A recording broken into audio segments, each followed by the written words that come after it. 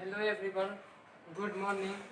पिछले क्लास में हम लोग अधात्विक खनिज के बारे में पढ़े थे। आज अधात्विक खनिज का जो टॉपिक बचा हुआ था उसको ख़त्म करके आज इसको संरक्षण के बारे में बता दिया जाएगा और चैप्टर यहीं पर समाप्त कर दिया जाएगा।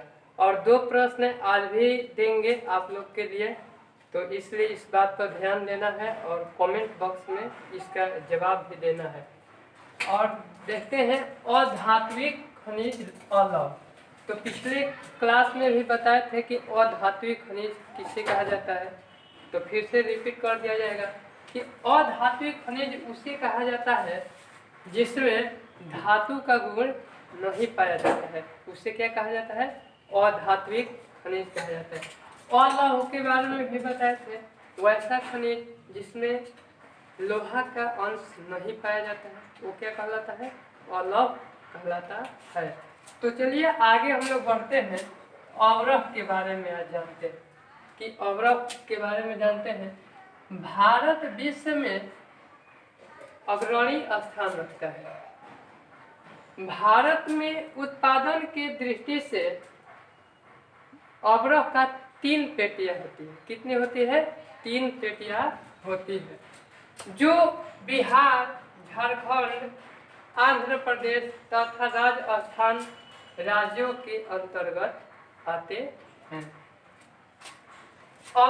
भारत में अवरव का कुल भंडार 59,065 टन है। बिहार तथा झारखंड में उत्तम किस्म की रूबी अवरव पाया जाता है। कौन सा अवरव पाया जाता है? रूबी अवरव पाया जाता है। बिहार तथा झारखंड देश का 80%, कितना प्रतिशत? 80% अवरव का उत्पादन करते हैं। अब हम लोग जानेंगे चूना पत्थर के बारे में। ठीक, भारत के चूना पत्थर का 76% प्रयोग सीमेंट उद्योग में किया जाता है।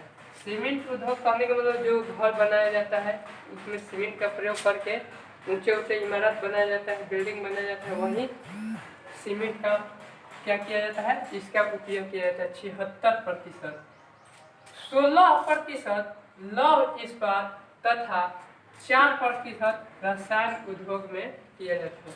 अब रसायन उद्योग में आपके बायो वाले सर बताए होंगे, जैसे दवा बनाने में इसका प्रयोग किया जाता है। अन्य प्रकार से जैसे आगे देखेंगे, देश का 35% चूना पत्थर का मध्य प्रदेश राज्यों में पाया जाता है। अब हम लोग समझेंगे खनिज का आर्थिक महत्व। अब इसके बारे में थोड़ा सा चर्चा किया जाए कि आर्थिक महत्व क्या है। आखिर इसके बारे में समझते हैं। ऐसे तो पीछे बताया भी है। जैसे महत्व, जैसे मान लीजिए कोई विद्यार्थी पढ़ाई कर रहा है और उसका महत्व तब पता चलता है जब वो चीज़ खो देता है। या कह सकते हैं कि जैसे मान लेते हैं हमारे पास 5 रुपये है, तो वो 5 रुपये हमारे पास है, अभी प्रेजेंट में यदि हमारे पास है तो उसका महत्व कोई समझता नहीं है। लेकिन वो अपना किसी भी कार्य में अपना लगा देता है, लेकिन उसका महत्व नहीं समझता है। समय का महत्व विद्यार्थी भी नहीं समझते हैं, तो उनका आने वाले भविष्य में कठिनाइयाँ झेलना पड़ता है। जस्ट लाइक सेम यही होता है, खनिजों में भी यही घटना होता है। जो हम लोग भविष्य में विकास नहीं कर पाते हैं, तो हम लोग आगे समझेंगे खनिजों के अभाव में देश का औद्योगिक विकास को गति नहीं दी जा सकती है। अब क्यों नहीं दी जा सकती है? क्योंकि अधात्विक खनिज या खनिज का उपयोग हम लोग यदि एक बार खनिज खत्म हो जाए तो दोबारा उसको प्राप्त करने में लाखों करोड़ों वर्ष लग जाते हैं। इसलिए इसका संरक्षण भी करना जरूरी है, जो आगे हम लोग समझेंगे। तो जिसके कारण देश का आर्थिक विकास अवरुद्ध हो जाता है। यानी कहने का मतलब है कि जैसे मान लीजिए कि औद्योगिक विकास हम लोग नहीं कर पाते हैं, क्योंकि खनिज जब नहीं रहेगा तो उससे हम लोग क्या करेंगे? एक देश से दूसरे देश में खनिजों का आदान प्रदान नहीं कर पाएंगे, जिनसे आर्थिक स्थिति नहीं हो पाएगी। इसलिए आने वाले समय में संकट उत्पन्न हो सकता है। इसलिए इसका बचाव भी करना जरूरी है, इसके महत्व को समझना भी जरूरी है। अब आगे समझेंगे इसका संरक्षण। हमें भाई इसका संरक्षण भी करना जरूरी है। यदि नहीं करते हैं संरक्षण तो ये भविष्य में इसका परिणाम प्राप्त होगा। इसलिए हम लोग आगे समझेंगे। ये ऐसा प्रश्न आता भी है कि खनिजों का संरक्षण को वर्णन करें, तो इस चीज को हम लोग आगे पढ़ लेंगे, लिखवा भी देंगे, लिखवा दिया जाएगा, ऐसा बात नहीं है। तो समझते हैं, खनिज ऐसी क्षयशील संसाधन है। अब आपको पिछले क्लास में संसाधन ही बताए थे कि संसाधन उसे कहा जाता है जो मनुष्य अपनी आवश्यकता को पूर्ति करने के लिए जिस चीज का इस्तेमाल करता है वो क्या है, संसाधन। जैसे मामा गाँव जाना है, बस का उपयोग करके हम लोग मामा गाँव जाते हैं, तो ये क्या है, हमारे सापेक्ष में वो क्या है, संसाधन है। या ये कलम है, कलम का उपयोग करके हम लोग लिख रहे हैं, हमारे सापेक्ष में ये भी क्या है, संसाधन है।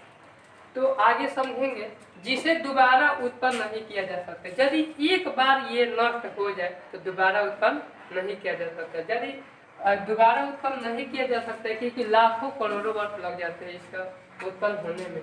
इसलिए हम लोग क्या कर सकते हैं, इसको संरक्षण करना जरूरी है। अतः खनिज का संरक्षण करना परम आवश्यक है। यदि हम लोग नहीं करते हैं तो क्या है, हमारे लिए जरूरी है, ये आवश्यक है कि संरक्षण करना चाहिए।